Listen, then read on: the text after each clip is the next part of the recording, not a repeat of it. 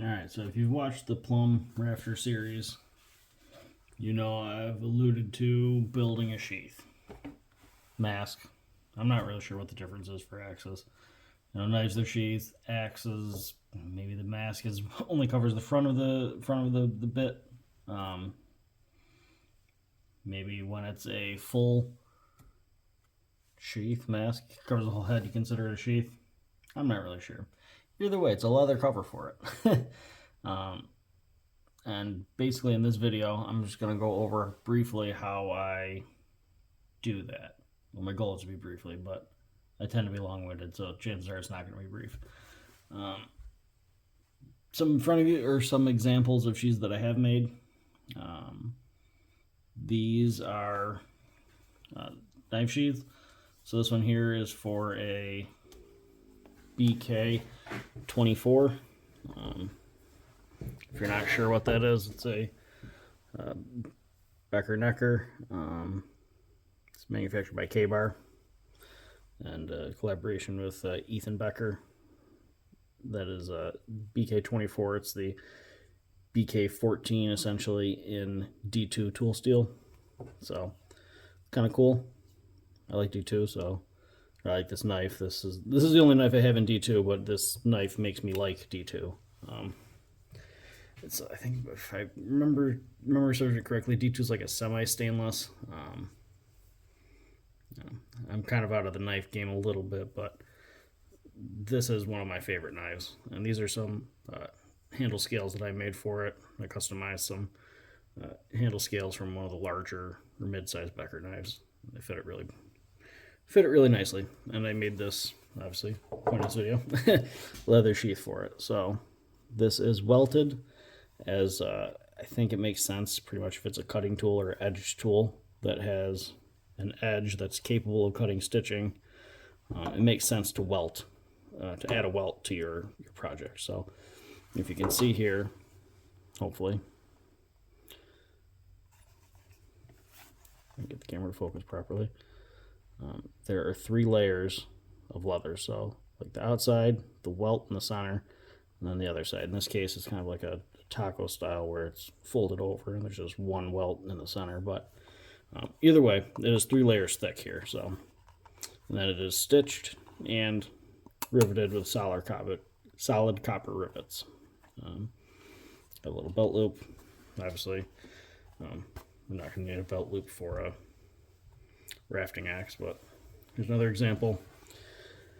This is a sheath for a little Mora carving knife. I really like this little knife, insanely sharp, really handy for little tasks. So the fact that this isn't going to be like traveling with me, like in the woods or anything where I didn't really think it needed a belt loop for it, like an actual belt knife. So it's just a little one that kind of rides in the toolbox. And then more in line of what I plan on doing for the larger rafter is this style sheath. Because my goal for this axe is to ride along in the back of my truck for when I need it. You know, randomly at my parents' house, want to split some wood or whatever else you think you might want an axe for. Because I'm an axe guy and I want to carry one. I'd like to have the whole head kind of protected. And this style sheath lends itself nicely to do that. So you can see this is still a like 3-piece construction. Tight fit here. I'm trying not to cut myself on it. All right. Yeah. If you haven't seen this, I did a video on cleaning this little guy up and bluing it, so go check it out if you're curious. But the point of it is the sheath. So the front part of the sheath is essentially this footprint with this portion that folds back over the pole. I've got 2 rivets in there. If it were a larger axe, I'm probably going to do on this one, especially one that has a taller pole. I'll probably have a 3rd rivet down here where a section of leather kind of bends down and around to kind of capture the bottom of the pole with just a hole for the handle to slide through. But either way, two-piece construction. The front, the back kind of folds over, and then the top flap, which is part of the back, folds over on this like stud closure. And if you haven't seen these little stud closures, they're pretty nifty. Just screws in with a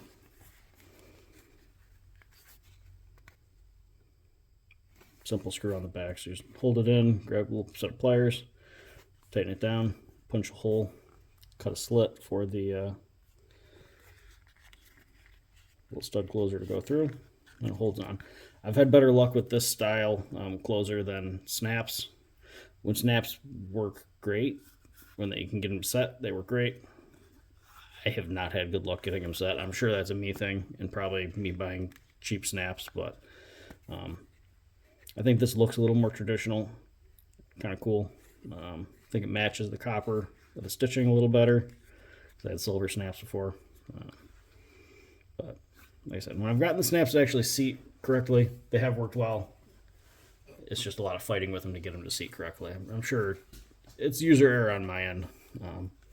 But either way, I'm enjoying using these new style closers.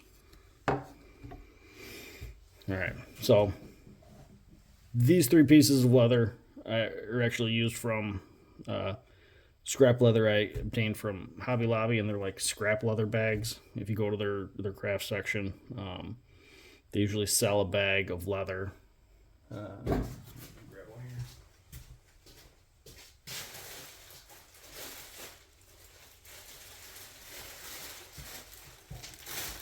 It's usually just like a big bag of like scrap leather, all kinds of random cuts. This one wasn't as great of a buy, well, for what I use it for, because the leather is like super thin, but it's also got some really big sections of it too, so you can make some like pouches or something out of this one. I don't know, a million different things you could use it for with leather. It's been used for thousands of years, so if not longer.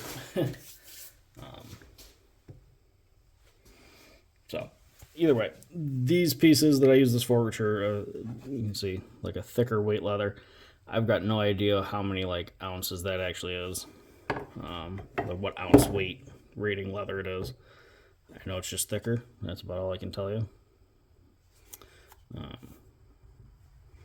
These were the ones from Hobby Lobby. They come like pre-stained and like finished kind of, so pretty easy way to kind of enter the realm of leather work, because you can remove the challenges that are associated with like dyeing the leather and stuff like that, which I'm gonna try to do in this build.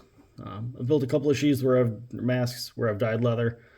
Most of my other projects have been with this kind of like pre-finished leather, which I do enjoy working with. It makes it really easy, but it's hard finding cheap, good, big pieces of it. So this leather here, I ended up, it's called Vegetable Bellies Natural. So I ended up getting this from a guy at a flea market down in Balkville 2 years ago, maybe 2-ish years ago. Can't remember exactly. Anyways, but it's like a 5-foot long section of just veg tan. It's a little bit inconsistent with the thicknesses throughout, but for what I'm working with, I really don't think it'll matter. I think I should definitely be able to get some uniform enough pieces around the size of an axe head that I can work with this project on. So I'm going to use that. It was cheap. I'm sure it's not the best leather, but I'm also learning, so I don't want to spend a ton of money on like really nice English tanned leather and screw it up. This is a pretty cheap way to enter into the realm of leather working. So I would recommend it. I would definitely recommend trying to pick up some of those like scrap leather bags. I'm sure other craft stores have them, or you can probably find them on Amazon too, but I specifically bought these ones at Hobby Lobby, just in that random bag. This is just some plain waxed thread, And then these copper rivets I also found on Amazon. So, all pretty cheap. You don't really need too many tools to do it. I'll talk over the tools that I actually used as I go further into the project. But alright, so the first step, at least that I do, sometimes I just wing it and start going with the leather, but what I've had the best luck with is making a template first out of some cardboard. This is just like USPS flat rate mailer cardboard, so cereal box thickness, whatever. You can use some paper, you could use whatever. Something you can draw on to make a template. And I trace out just where the actual axe head is in relation to everything. So just get an outline of the axe head, and then I'll go back and trace. Just follow along with me, I guess. So I'll trace out the actual axe head, where the location itself is.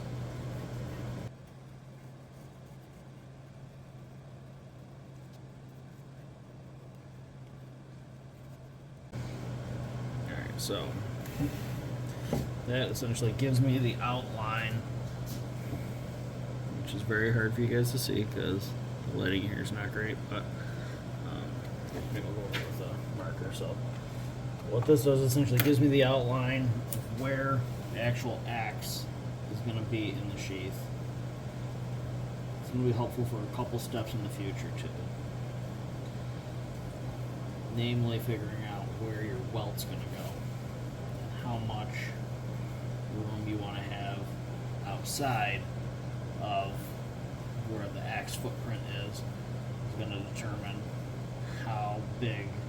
It'll be determined by like how wide of a welt you want. So hopefully you can see that. It should be a bit easier. Again, this drawing does not need to look pretty. It's a basic outline of just where the axe is. So if you can conceptualize it, that's there. The back half of our axe is going to be folded up around here. We're going to have a flap that folds up for here for the under part of the pole, and this will have a top flap that folds down. So we're going to make sure we've got enough material to cover all of those things. In addition to that, I want to put a welt in here. So the welt really only needs to be along the cutting edge, because that prevents the cutting edge from cutting the stitches if you stitch it.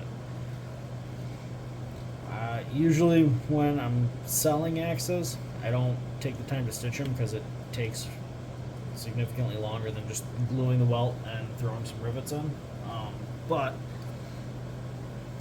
if you're gluing it and throwing rivets in, it's really as secure as you're going to need it. I think the stitching just looks a little bit nicer, and I'm trying to make it for myself. I'm going to be keeping it a long time, so I usually like it to try to look as nice as I can, you know. Similar to the knife sheaths, you know, that stitching there. But it's not necessary, and if I can give up some OCD tendencies, I could probably crank out a lot more sheaths quicker if I just give up on that. But either way, what I'm going to do now is trace out the outline of the section of where I'd want the welt to be. So one of the things you can do is if you have like a compass like this, kind of throw your pencil in there, determine like, yeah, I'd like to keep my welt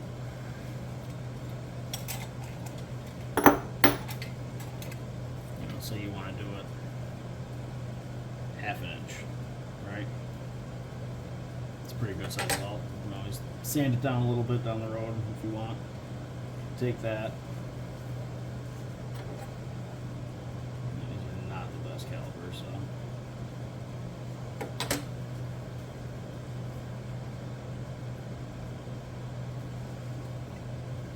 Take that, and trace out where the outline is.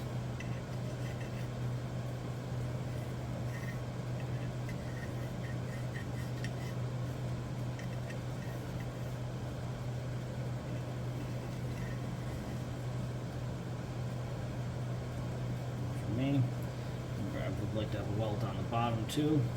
It's going to do a couple of things.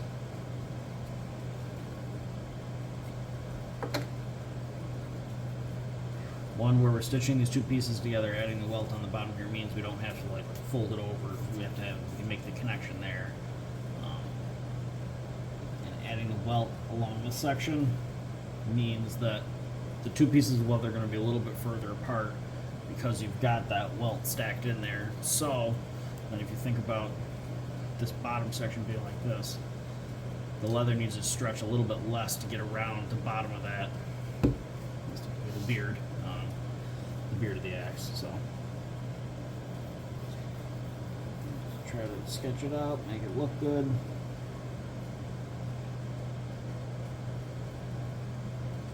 Probably on the welt where it meets the handle.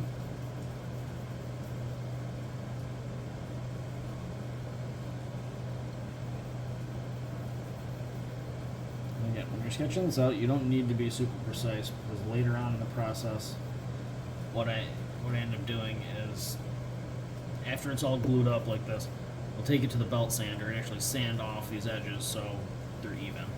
Because there's no way I'm cutting this to be this even. So maybe you can, in which case, great, go for it. I have not been that lucky, so yeah. All right, so now on the back of the, let me trace that out with a marker too. So actually, so this outer line going to be our welt.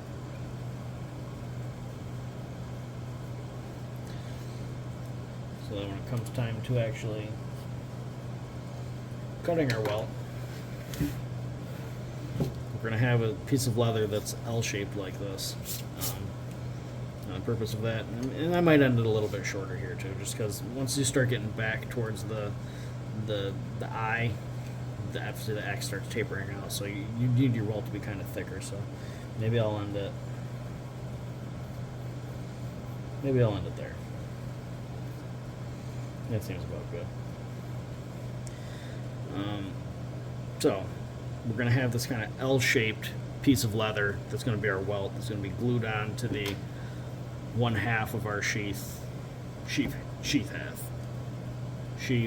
half. It's a tongue twister. So there's our welt.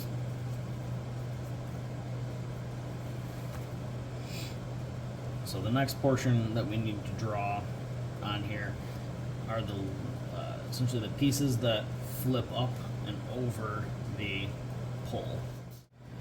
Alright, so now we've got this section that we want to come around.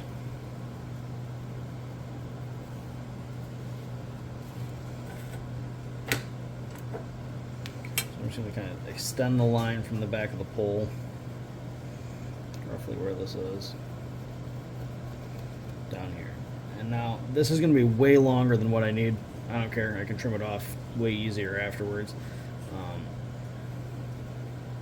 What I don't want to happen is for this to be too short. So that's where the back of the pole is. So I'll draw another line here.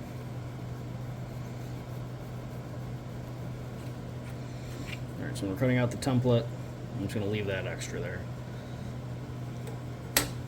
Now, I want to come around the back of the axe. I'm just going to wrap this up here, hold it.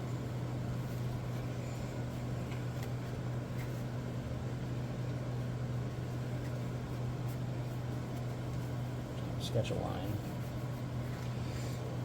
In theory, that should be the same spot if you were to just take this and flip it like that. So it might be a little easier way to visualize what's happening with the leather, but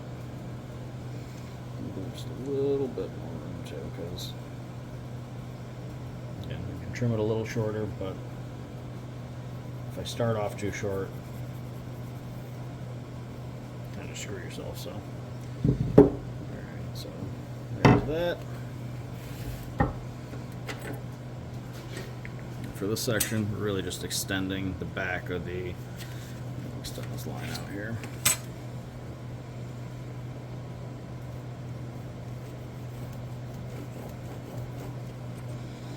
We're just extending that line from the pole back.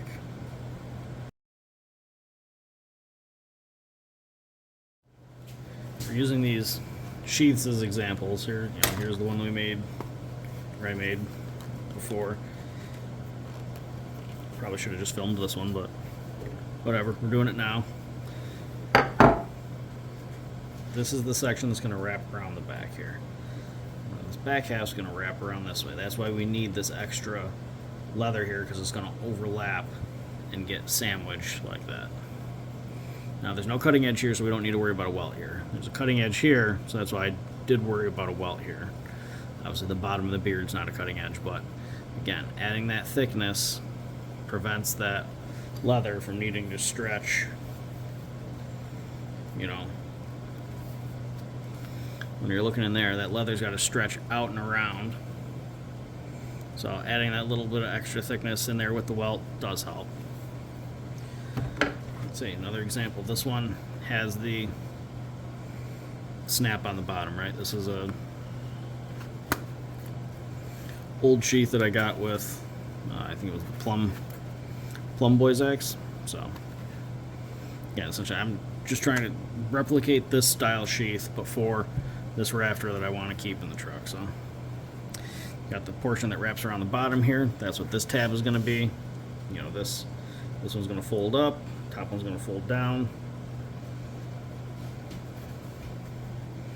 and this back flap here folds this way, bottom half's going to fold this way and sandwich around. There's going to be a little gap there. I don't really care. It's just going to expose the bottom of that pole.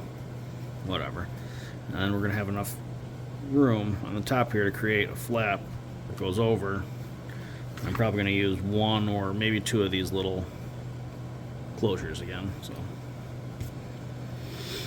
all right, I think the only thing left on this template that I need to do is, or want to do, is trace out where that top flap's going to be. And this template should work for both the front and the back, because essentially they're mirrors of one another. If you look at this, they're essentially mirrors of one another. The only difference is that the back one has this kind of like semicircle flap on it that folds over. So the rest of it should be identical. So you really only need to make one half of the template.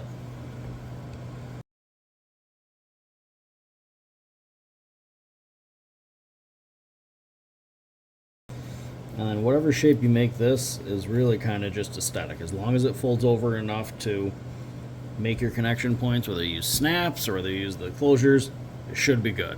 So I like to kind of look at this one.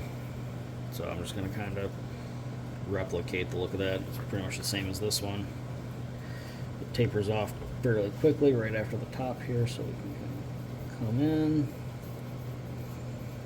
And again, if you're looking for advice, overcut on your leather, and that way, once you actually get it cut out and stitched up, if you don't like it, if you don't like the shape of it, you can always just sand it or trim it and thin it down, like pare it down to the dimensions and shape you want, rather than overcutting to start and having to start over.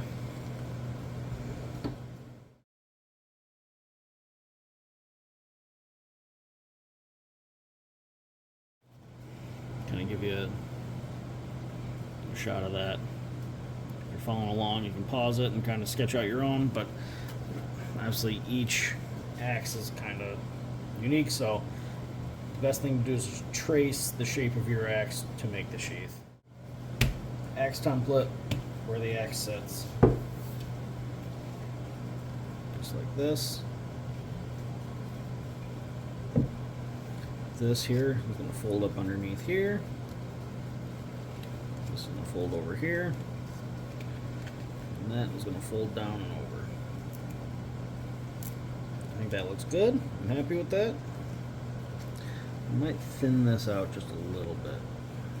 That seems just a tiny bit wide. But yeah, you know what? No, I'm going to leave that. It should be fine. It only needs to come, you know, probably put one rivet in there.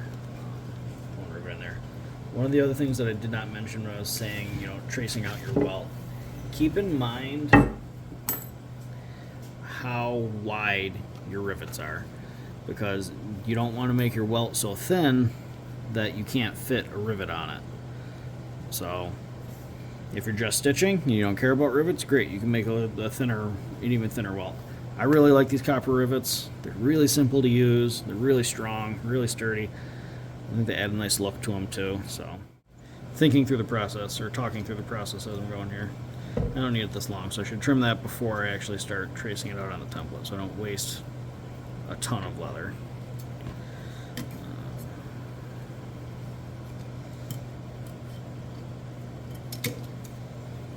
Alright. It could probably even be shorter than that, but alright. That's not too bad. That looks a lot more reasonable. And I suppose having a second template will also help me with placement on the leather to see where I can kind of maximize the placement to kind of piece them together so I'm not wasting a bunch or have like a weird scrap piece left over.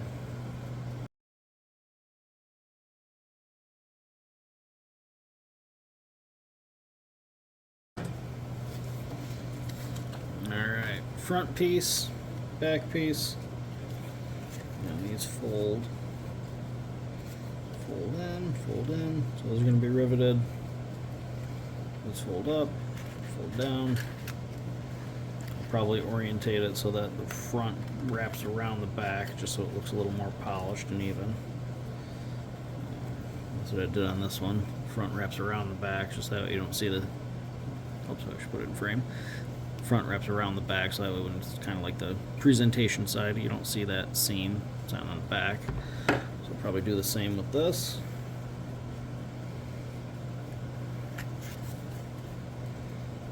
But, okay, lines up nicely. Alright. Get some of these other tools cleaned up and out of the way. Let's see if we got a bunch of other stuff in the way. So get those cleaned up, moved out of the way. We'll lay out the leather and then get this traced onto the leather itself. Now, one last thing before I pick up, the other thing I wanted to do, I wanted to trace the welt too. Just because it is easier to have templates to cut off of than not having them. So.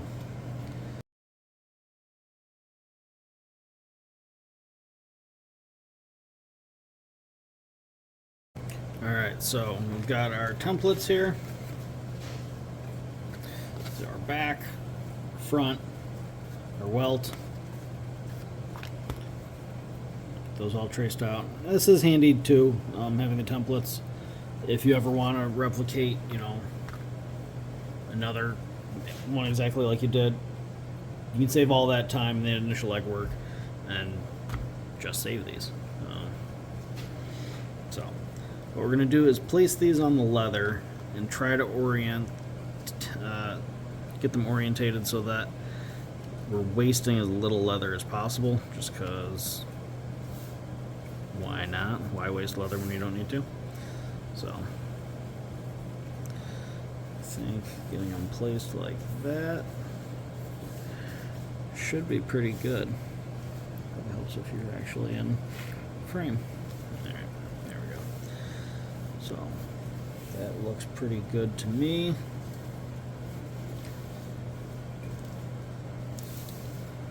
Get this traced out.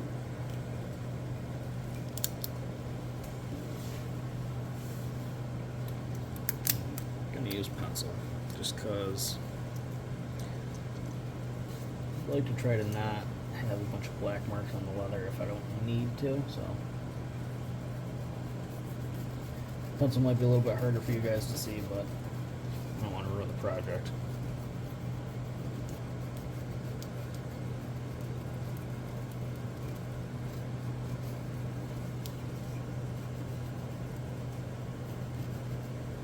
Again, I'm not really super worried about like this edge or this edge. They can honestly be a little bit smaller because we're going to be putting the rivets like in the center, so there's some give or take there. So.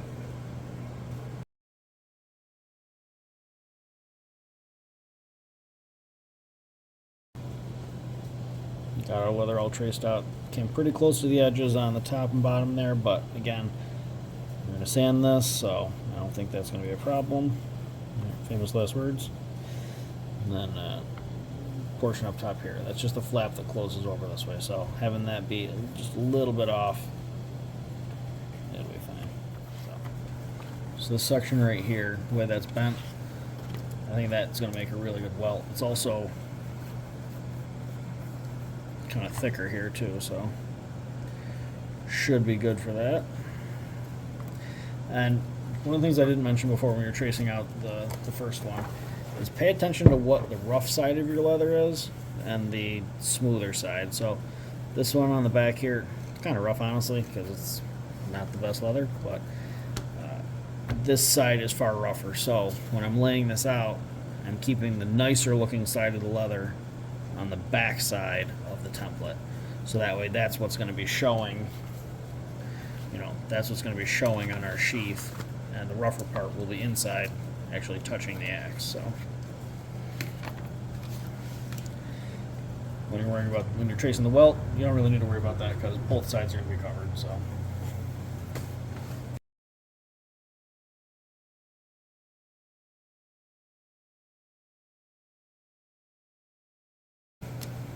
last piece left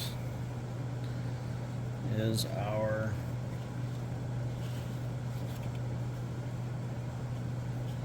front part of the bit. So now, keep in mind, we're just talking about leather, like the sides. So that was this one's the back, this one's the front. So I want whatever this side of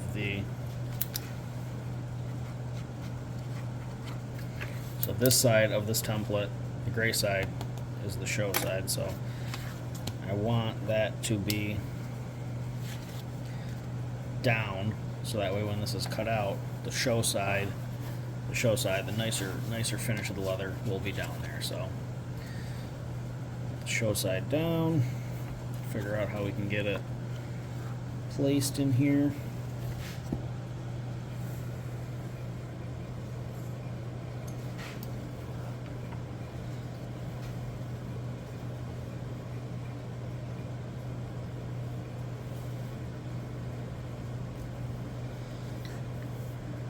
Right there seems like it's probably the least.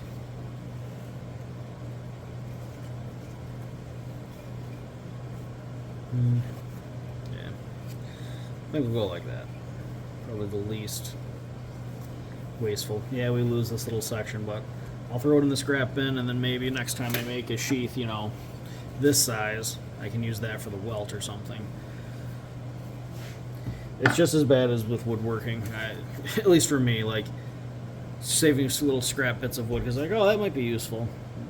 For me, leather works the same exact way. It's like squirrel away little pieces and then eventually just clean them all out and chuck them out. And yeah. So again, pencil on this side because there are going to be some pieces that might not get trimmed perfectly, and I don't want to leave, Sharpie visible on the surface. So again, show side down, so that way the part that's actually touching the workbench is what's going to be on the outside of the sheath mask when we're done.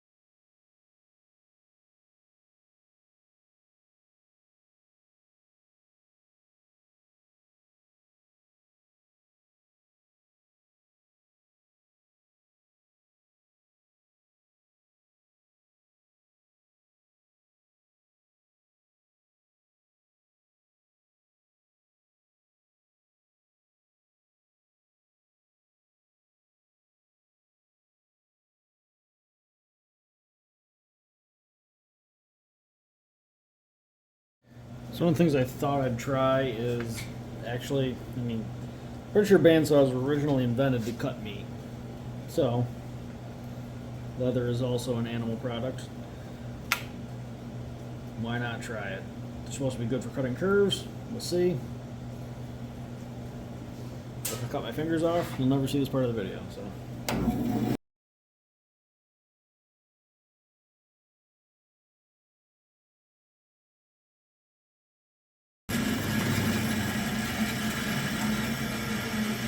No, I'm very happy with how that turned out. That actually worked a lot better than I was expecting. I think it's probably because this leather is decently thick. But yeah, it doesn't leave like a nice finish on the edge, but this is the welt and I'm going to end up sanding it and whatever anyways, so yeah, I would definitely try this trick again, especially for like roughing out the edges. I could have saved myself a ton of time with the knife, so yeah, I might be trying that more, especially if I get a finer tooth blade on there. I think it'd probably work even better. So alright, now on to gluing. So basically what the process is next is what I do is mark off where the welt's going to be on both sides, right? So when it's fully assembled, this is going to go in this orientation, that's going to be there, right? And then those are going to get folded over, riveted, same with those. So what we're going to do is mark off where the welt goes on both sides. And we're going to glue these together now using contact cement. I've had good luck with it. Haven't really had any issues with it other than it being kind of messy, but again, that's probably user error. So at this point I'm going to trace out where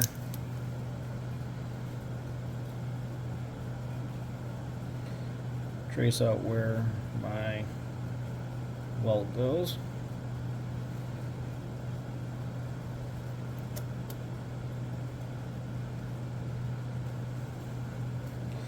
Yeah, I'm going to trim this just a little bit shorter, just to give my handle a little bit more room to slip through.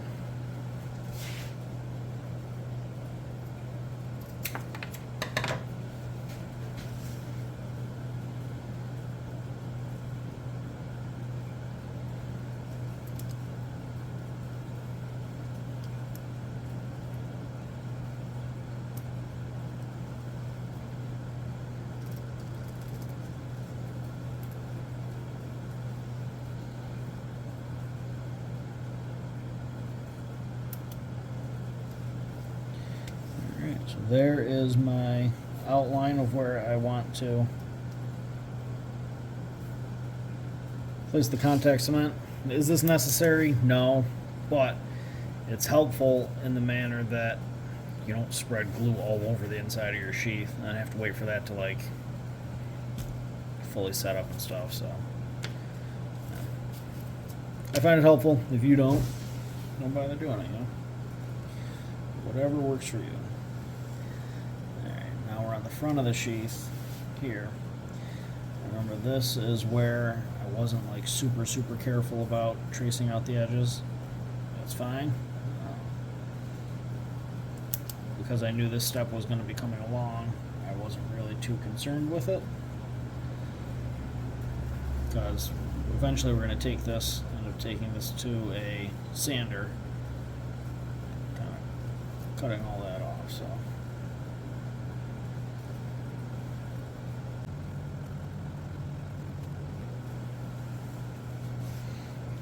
We've got our section on each side where we're going to get our glue. And the only other thing I'm going to do before we get too far into it is just kind of rough up this finish on this one side of the leather, just so just so it kind of accepts the glue a little bit better. It is unfinished, so it should soak in perfectly fine, but having a slightly rougher finish definitely helps.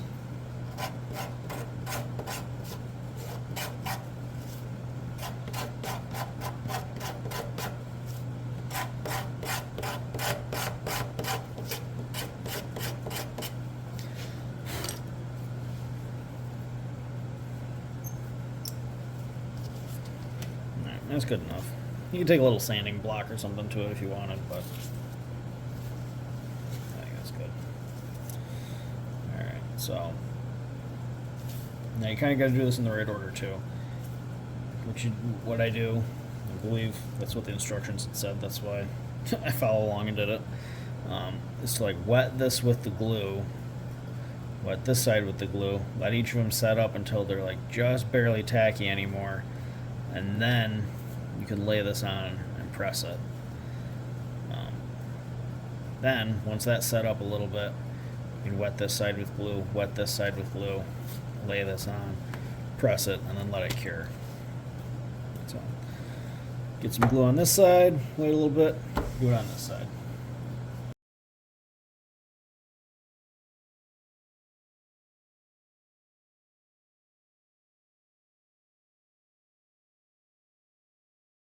Alright, that feels pretty good. I know this isn't fully cured, but it's stuck enough where it's not going to move. And now I can go on to doing the other halves.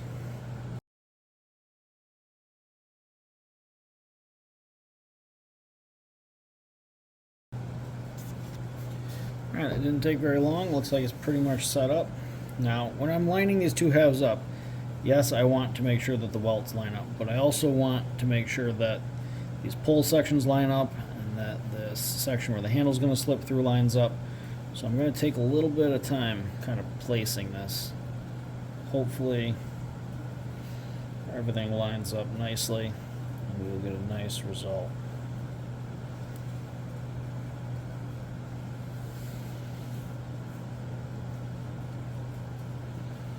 Because once it kind of starts to set up and you kind of press it in place, you really don't want to move it too much. So, alright, that lines up good. We're all sandwiched in. Now what I'm going to do is take just 2 pieces of scrap wood, just some thin plywood, and I'm going to clamp this in the vise to get good pressure to make sure this clamps up nice. And while we'll do that, I will get some of the other tools out and get prepped for the next step. Alright, so the glue has set up a little bit in the vise. It's still not 100% solid, it's still a little bit tacky in there, but I'm getting impatient, so I'm going to go ahead anyways. Basically what I'm going to do now is I've got my little 1x30 belt sander set up. It's got like a 180 grit belt in it, a fresh belt, so it's fairly sharp. What I'm going to do essentially is just take this and just smooth over these edges wherever I was cutting it, and the leather doesn't quite line up perfectly, so yeah, basically just sand it up.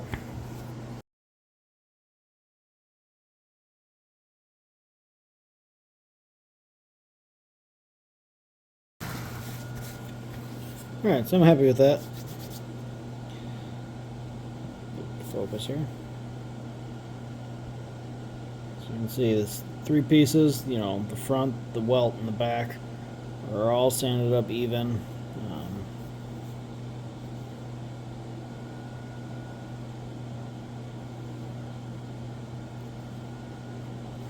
Loose it up enough where it's, you know, it's not super hard yet, but it's holding it together. Still a little bit tacky. If I really force it, it'd probably pull apart. But as it cures, it'll harden up.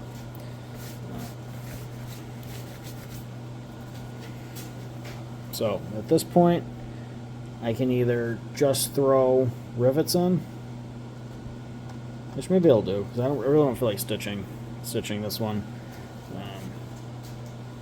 I think I got to get it out of my head that I need to stitch every axe that I'm keeping, sheath that I'm keeping, because rivets will hold this perfectly fine, and they're a lot quicker than stitching. I do think stitching looks nicer, but whatever. This is functional. So, what I'm going to do now is take my edge groover, or edge beveler, I don't really know the proper name to it, and just kind of clean up all the edges along there. And after that, we will die it and start setting some rivets. Alright, so what I've got here is like an edge groover or an edge beveler.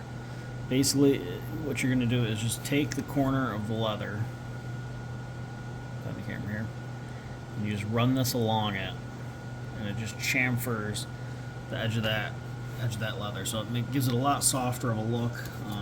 It frays it when we go to burnish it. It will help that burnishing process happen better. At least that's my understanding. I think it looks better.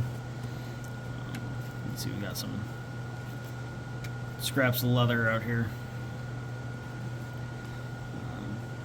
Testing some colors. We've got a little spoiler, but I got a little concoction mixed up with a mix of a couple of those, which we're going to try. So we'll see that as we go. First things first. Start beveling this, or edging, I don't know what we're going to call it, edge beveling the sheath. And this tool right here is kind of a cheap one. It's got like interchangeable heads on it. It works okay. I don't really like it.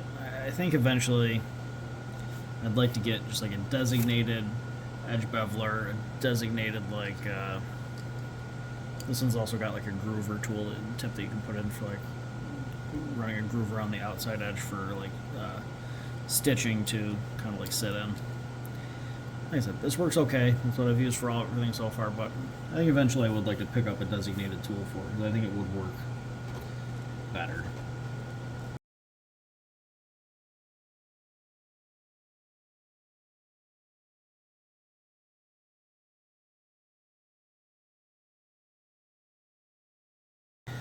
They're edge beveled. I think what I want to do next is, just because this glue is still setting up, I think I'll kind of do the rivet layout in here and get those set in place, so that way the rivets will kind of help hold that glue together as it fully cures. And then we can continue to work on getting the rivets in the back.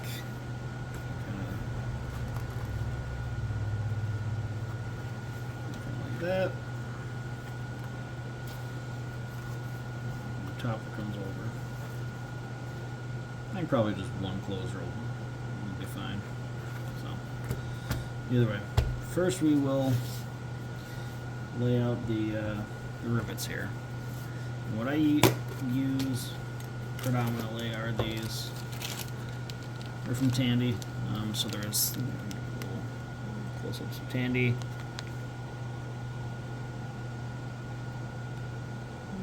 Copper rivets, they're size 12,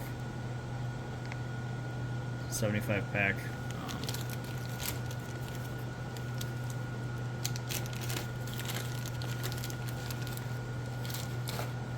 Can't remember exactly how long these ones were. Looks like roughly ½ inch. So,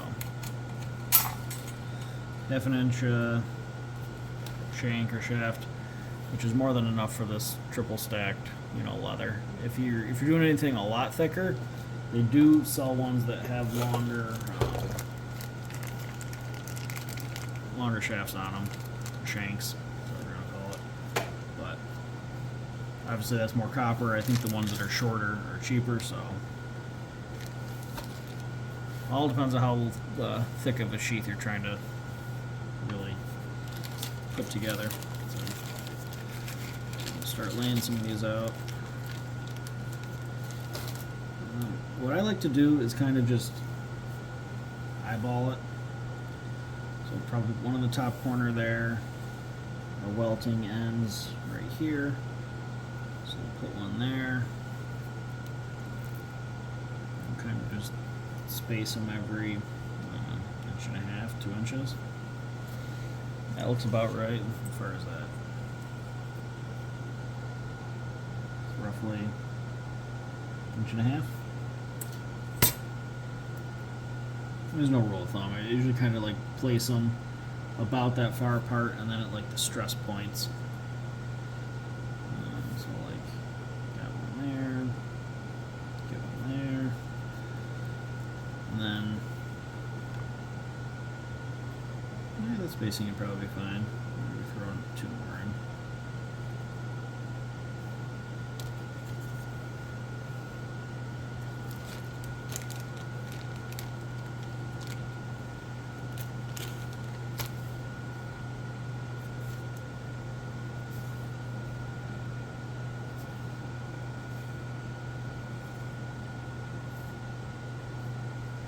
Maybe since we're not doing the stitching, we'll throw that other one in there. So that's probably overkill on the rivets. You probably only honestly need like 3, but no, and then they look cool. They're easy to do. Might as well. Alright, so then with the layout there, that looks about like the layout I want. Looks like it's a good distance from the edge.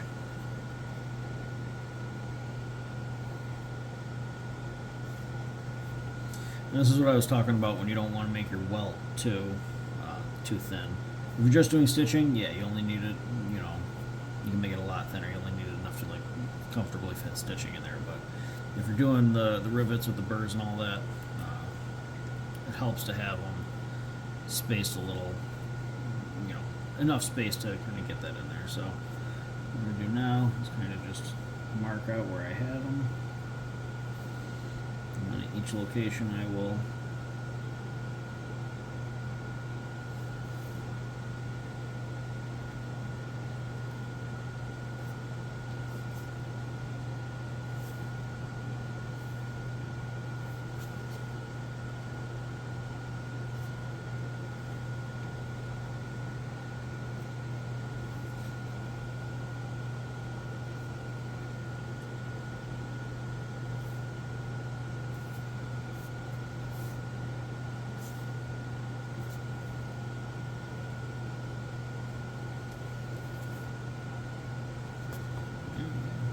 good. Alright, from here I will do a quick punch with the awl. And then I'm actually going to drill this out right in this little, my little rivet kit, I guess. Keep this little tube that's got the copper burrs in it, so they don't have to separate them each time. I've got my homemade burr setting tool. It's just a section of rebar that I drilled a hole in that's the same diameter as that shaft, so that way when you're setting the burr you can set that in there. Honestly, the tools for these aren't expensive, but when I first bought these I didn't know what I was doing, and I needed the tool because I wanted to work on the project that night, so I had this sitting around and improvised, and it's worked really well ever since, so I haven't felt the need to buy the specific tool for it. But I know a lot of times the kits come with them too, so that's probably the smarter way to go. And then right in this little copper rivet kit, I keep the right size drill bit that I like to use for the leather, for punching the holes for these. So it just saves me from having to guess and try to remember which size to use for it.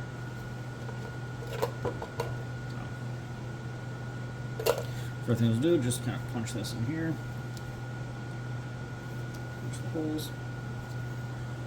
And it just helps the drill bit. I know it's leather, so it won't really wander like when you're trying to drill into like steel, but it still just kind of helps keep everything aligned.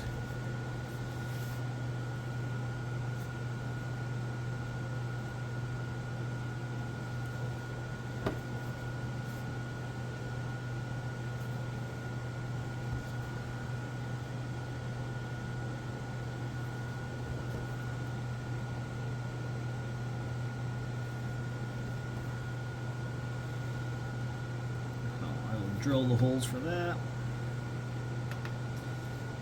And then before we actually set the put the rivets in, I think I want to stain it first, and then afterwards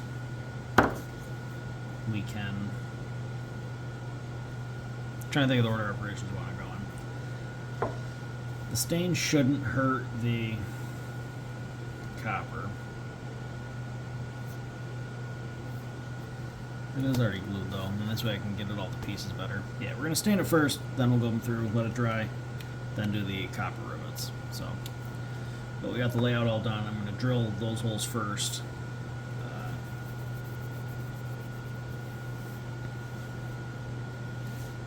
Maybe we'll set this up and see if we can figure out the placement for those holes too. Drill them all at once. So, we've got our axe here. That way I'm not trying to slide this axe into a wet sheath.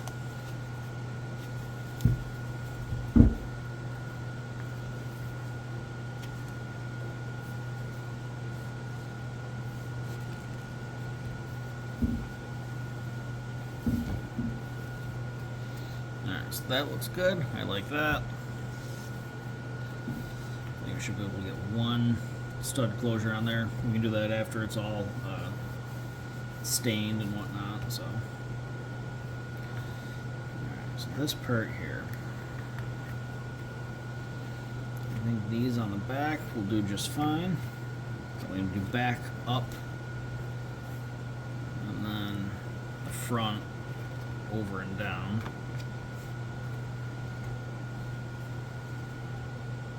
There's enough meat there.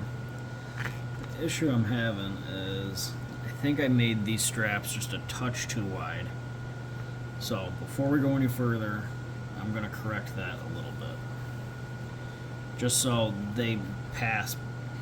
I think when I measured it, I'd measured it from the section where the shoulder tapers into where it meets the eye. And I didn't take into account that bump on the shoulder. So it's when I'm trying to close it, it's rubbing a little bit. So I'll probably just end up taking this in. Because again, we only need enough room to fit a rivet in there. So we can take this in. Should probably use pencil.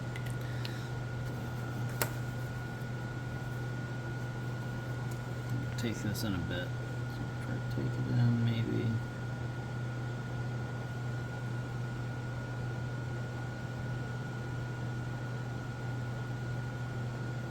That should give me enough room to work with everything still.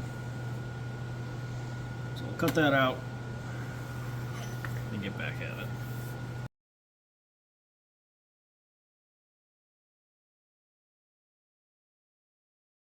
Let's see if that fits a little better.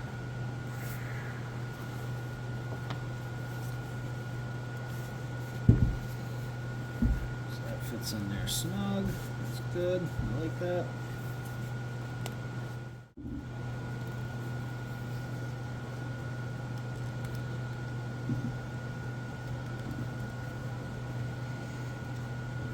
That looks good there.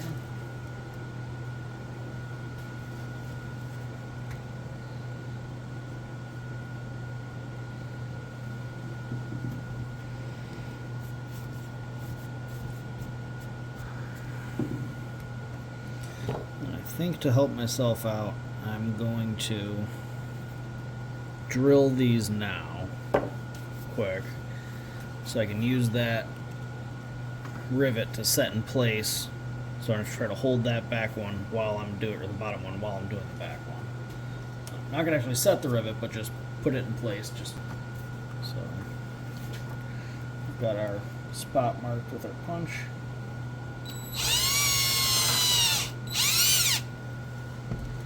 So that's good.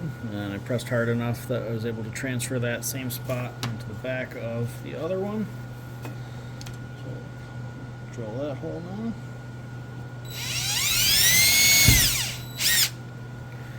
Alright.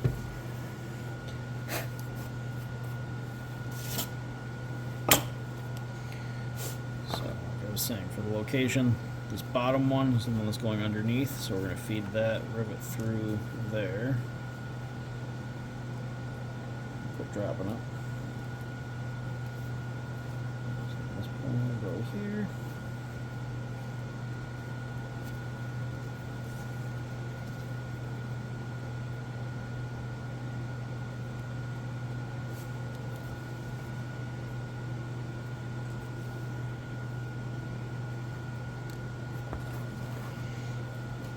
Pieces in. And this will also let me test and make sure that the handle will actually slide through. Slide through without any issues. Yep, looks good.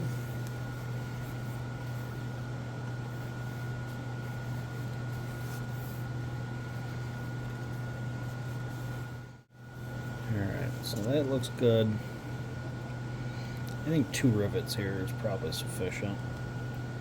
I was tempted to go 3, but I really don't think there's a need.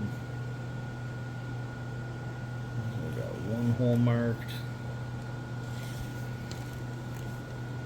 Trying to make sure I'm going hard enough so I'm actually marking the second layer of leather underneath.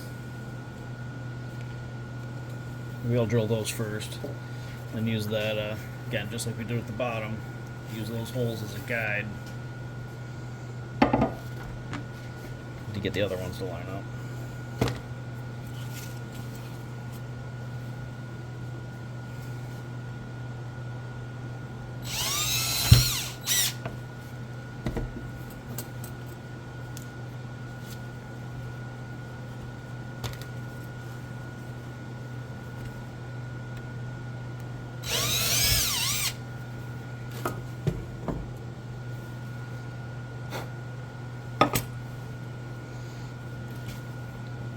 Through the back.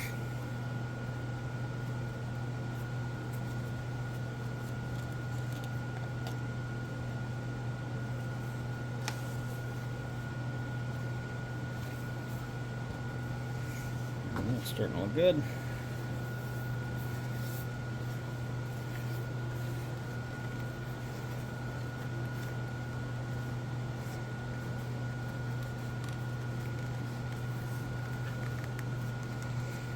A little bit of a tight fit, but that will stretch as the X is used, or sits in there at least. So.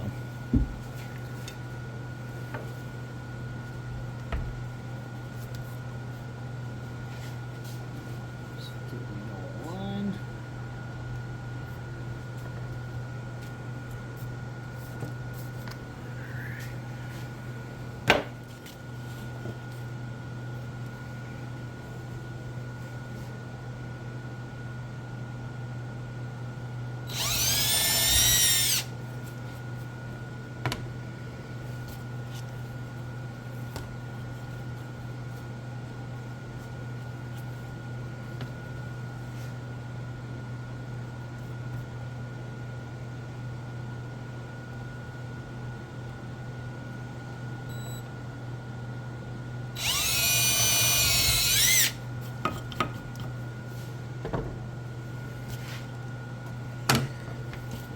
Those are all set.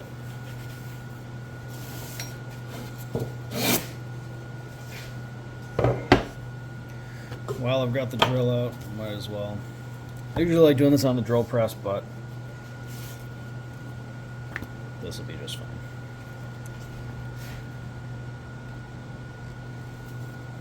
When I'm doing the stitching, I do have the only difference between when I'm doing the stitching and not is I use this gauge to mark an offset inside, and I do run a groove with the grooving tool around the whole edge, and then with just like a little spacer, I mark off however far I want my stitching to be apart, and I just take a really fine drill bit and drill those holes in there, and then I just end up doing a saddle stitch, stitching all the way across. So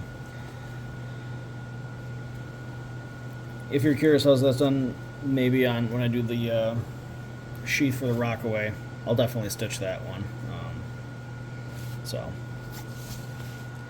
maybe I'll show that in the video too. Alright, so the color choice that I have made, with this being a plum axe, I really like the old color of the plum handles. This one's a little bit redder than usual. A little bonus footage. This is one of my Plum Boys axes. It's from the Permabond era, but it's got this nice kind of like purpley red wine tone-ish color to the handle. And I always just kind of really liked that. So my goal is to kind of replicate that. Not exactly, but a little bit at least in the sheath. That the way and this is an example of that kind of like test of the leather. I mixed 2 parts brandy to 1 part wine tone, and that gave me this color. So brandy on its own is this color, and then wine tone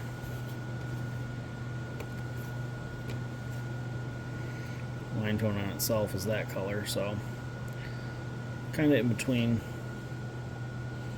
all of them. Brandy, wine tone, brandy, wine tone, 2 to 1 mix. So we will get to staining this now. I think it's all ready to go. One thing I did with this that I hadn't done before is I wetted the leather with some essentially like rubbing alcohol, isopropyl alcohol, and it seemed to let the leather take the color on really evenly. So I haven't done it on a full sheath before, but I don't see why not. I'll give it a try. So I've just got a little batch of our dye mixed up here. I've got a dauber to use. I'm just going to go for it.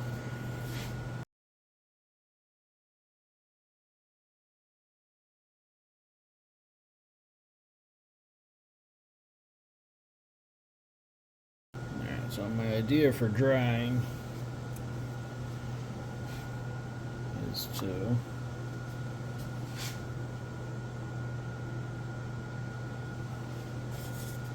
set this up just on a thin piece of board here. Hopefully, and I'll just clamp this in the vise, so hopefully that'll sit up enough where it'll get good airflow. Everything can kind of...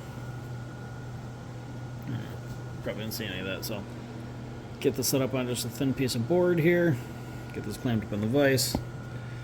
Just get some air blown on it and just kind of dry it all out and cure it. And then after that's dried, I'd like to burnish the edge and then set our rivets. And the last and final step is just our closure. So we'll let this cure for a while. I'll clean up a bit and then we'll come back.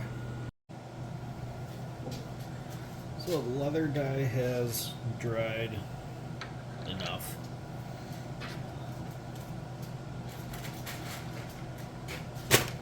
So what I plan on doing now is burnishing the edges.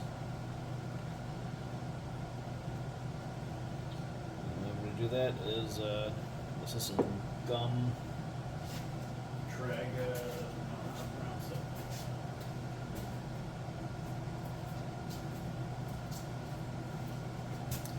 Some gum Tragacanth. I just keep it in a small like baby food container, so it's a little easier to deal with than the big bottle of it. So just wet the edge down with it.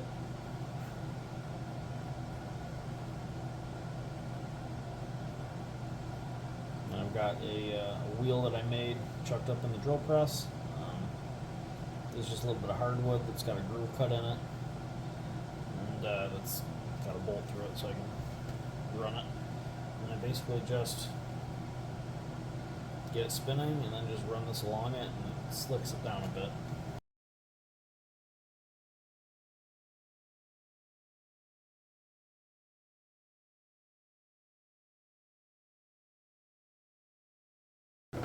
So I'll try to bring in. Here's a good example of like a burnished edge versus like a non-burnished edge.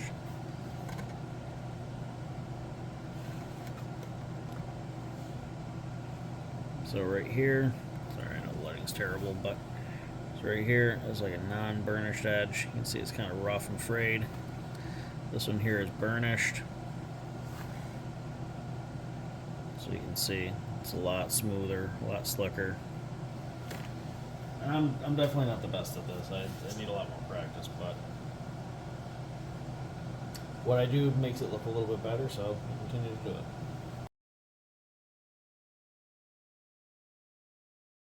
So all the edges are burnished.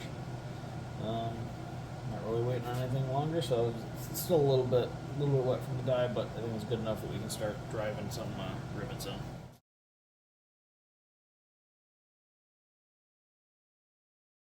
So basically, what you do to set the burr is and this little copper washer is the burr. You just set that on the rivet. Take your burr setting tool, slide that over, and then drive it down. And that compresses that burr on that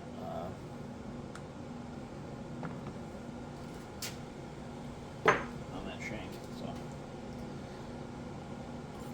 set a bunch of these.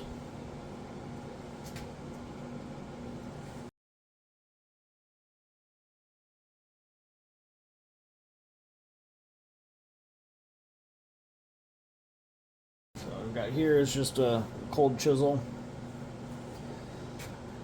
This allows me to get inside that a little easier.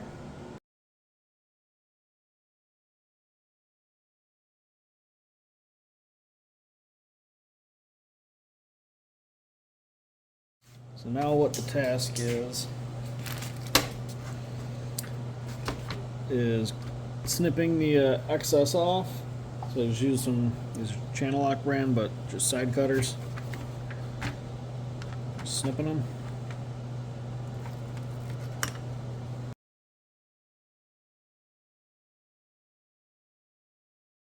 What we're doing here is just taking the peen side, or ball peen side of the hammer, and just rounding over the sharp edges of those copper rivets and kind of mushrooming it out over. So it also drives that burr on there and just kind of locks it in place with the two halves. So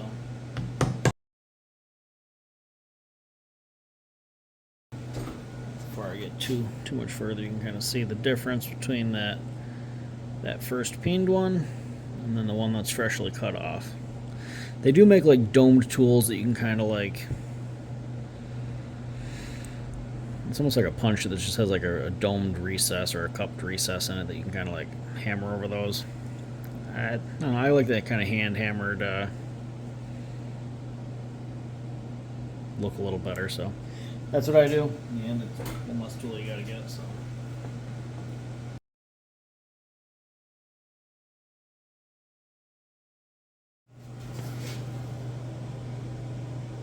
you can see the peened rivets, solid copper rivets. Ones on the back here definitely don't look as good as the ones on the front because they were a lot harder to get to, but they don't look terrible. So they feel smooth. There's no big burrs or anything standing out on them, so it looks good. Really, the only thing left to do is for the sheath is put the stud closure in it, and then oil it up. Part to do is the little stud closure. There's only 2 parts to it. I did get these off of Amazon also. They're also really cheap, but seem like they're good quality. I don't really have much to compare them to, but I don't have any complaints about them at least. So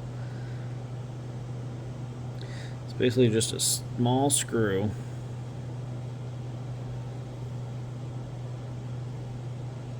that fits into the back.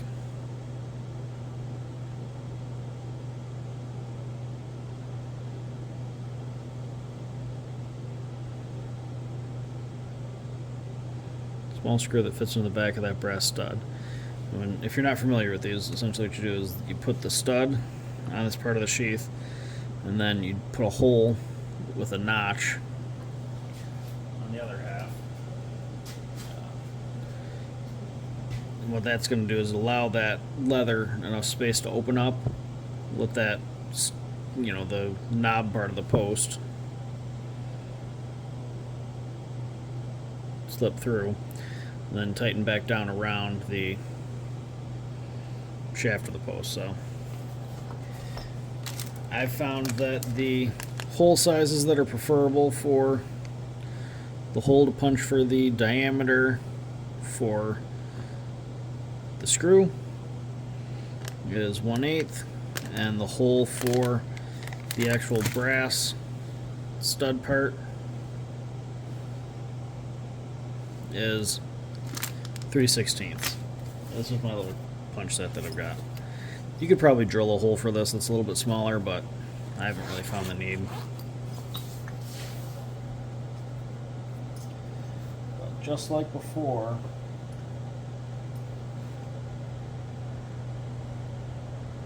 here 3/16, 1/8 punch. But just like before, I'm going to put the sheath on the axe and then mark out the location with and all as to where I want that closure to be.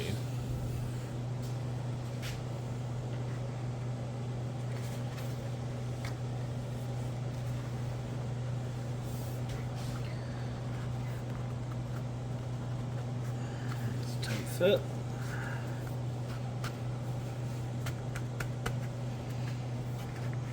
It'll stretch as it's on there. Alright, so that looks good. Probably could have had a little bit better fit at the toe, but it'll be fine. As this sheath wears and it sits back down into that welt, I think that'll tighten up a little bit. So I think one closer? What do you think, two? I think just one. One right about here. Should give enough room to grab, pull it off. Yeah, right there.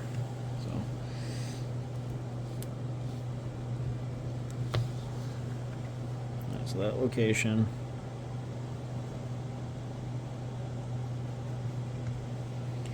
This bottom one will be our smaller hole that this screw will fit through, and this larger one will be the one where this fits through after. This one here is going to be our smaller one.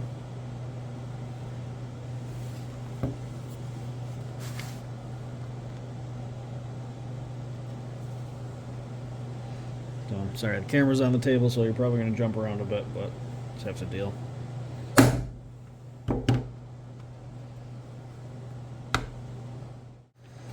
And then the other side, which is here, that's a 3/16.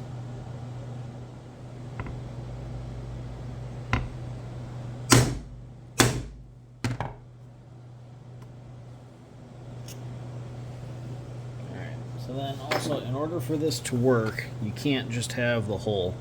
You have to cut a slot for it. You see, this won't fit through on its own. So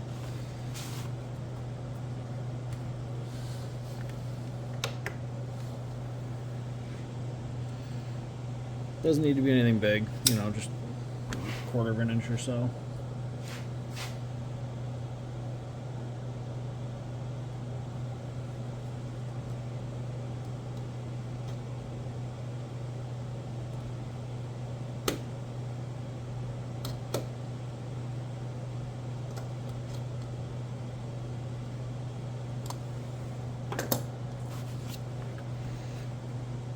that should give the leather enough flex to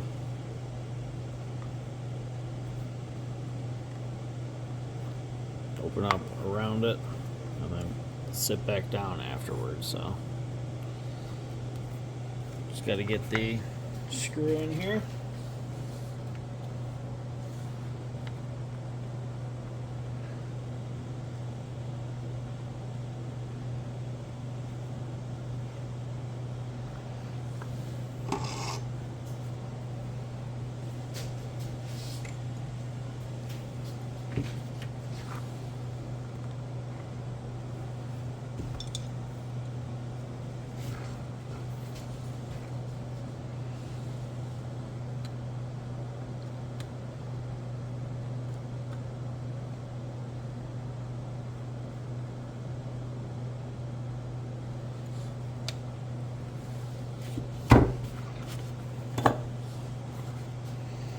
And we're done.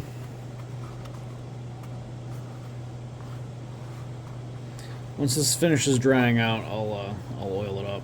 But yeah, happy with it. Happy with how it came out. So, the only thing that's left to do as far as the axe goes is just sharpen it. But I'll probably leave this sheath on it on the actual axe as it dries out overnight, just so it helps stretch some of this leather out, just because it's a little bit of a tight fit. So our sheath or mask has set up. All of the dye and stuff has completely dried. The leather that I was working with really wasn't the nicest looking leather, so you can see it's still a little bit kind of rough, but like I said, this leather is perfectly serviceable. It will do the job of protecting the sheath. As I get better at leather working, I probably will pick up some nicer leather to work with, but this is really good to practice with. So, and really for what I've got into it, it's really, a few dollars worth of material. So probably the most expensive part was honestly the dye. So what I'm going to do now is I've got some Neat's foot oil. I'm just going to give this a little bit of coating of that and let it soak in and set up.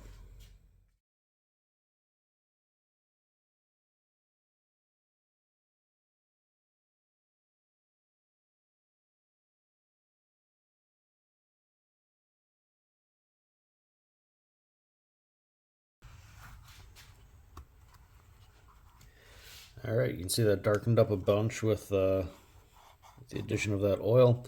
Now, as this oil cures and dries out a bit, it will lighten up again a little bit. This leather was really dry from like the leather and the solvents and stuff from the glue, so it's really drank up a bunch of that oil. Next time around, I'll probably after that initial coat of the Neat's foot oil, I'll probably hit it with some open offs just to kind of keep and maintain. And it's just that when the leather's that dry, it would soak up a ton of open offs, and I really don't want to use that much of it. So that's good. One thing that's left right now is I think I'll no, the sheath is done, but I think next I'll go on to oiling the handle. So for this one, I'm going to use the walnut oil. No particular reason. It was just what was closest. So I really do think it works just as well as the linseed oil. So, but it is supposed to have like none of those drying chemicals and stuff in it. So in theory, it should be better for me.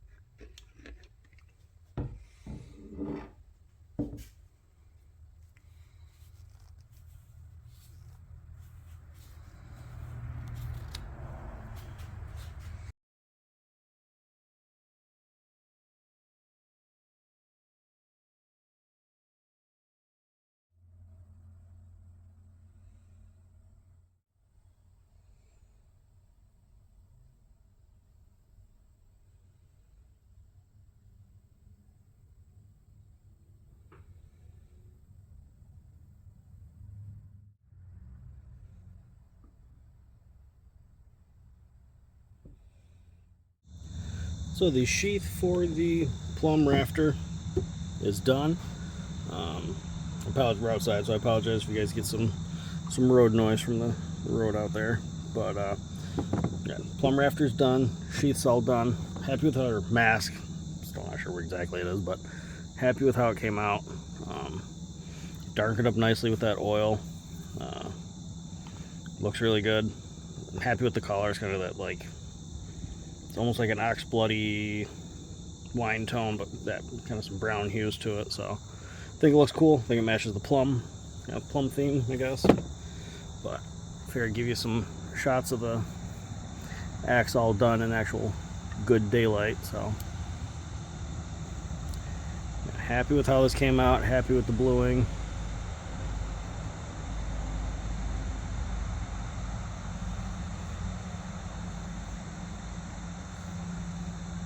Just set up on the back of the truck because I plan on doing a little bit of. If I can get a camera set up in a good spot, maybe show you do a little bit of splitting with this. I did not put a new edge on it, but again, for splitting, this kind of dullish edge should be absolutely fine.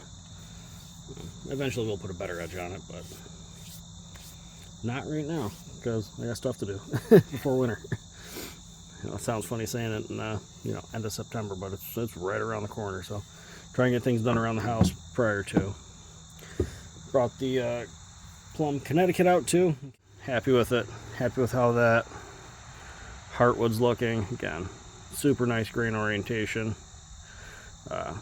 Zero run out. Really happy with this handle. So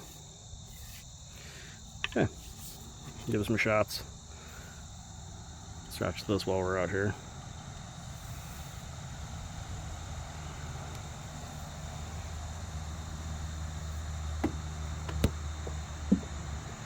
If I can try to not knock over the camera.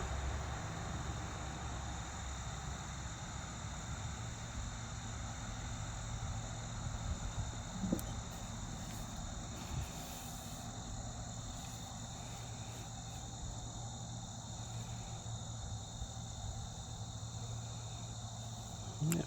I'm gonna give some shots of the Connecticut too. I like the grind I put on that one. Use this a little bit for some splitting too. I just really love a 28-inch handle. It just feels right to me, but I think eventually I will like doing a handle comparison video too. Kind of some of the house handles, ones that have shaped up, versus Whiskey River versus Killinger. So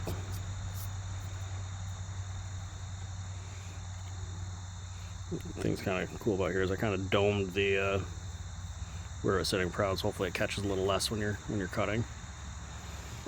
Should probably do that to this one too. It did a little bit, but not much. All right, I'll get the camera moved around, set up, see if we can get a good setup for some little bit of splitting.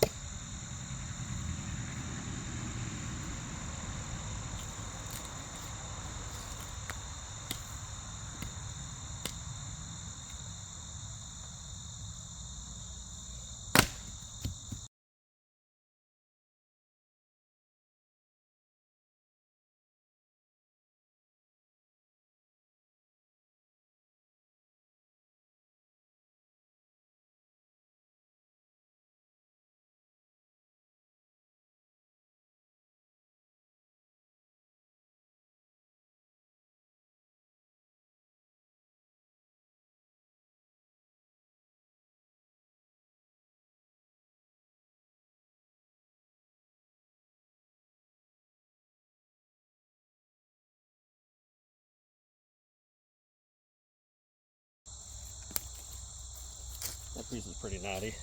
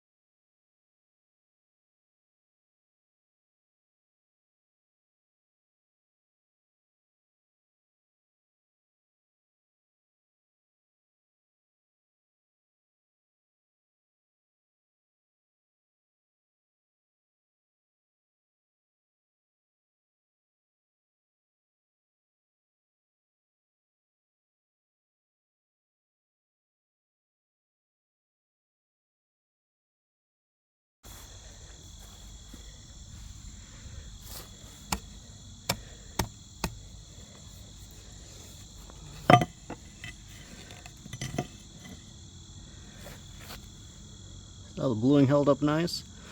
That was a little bit of dirt and scuff marks on it, but yeah, bluing's holding up nice. Happy with it. Handle feels nice and tight, hangs good.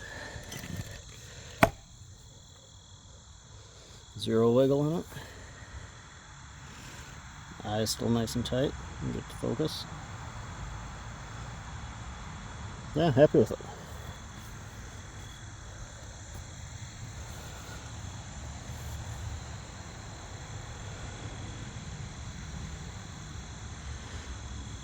Alright, stack this little bit of wood and get back to being productive.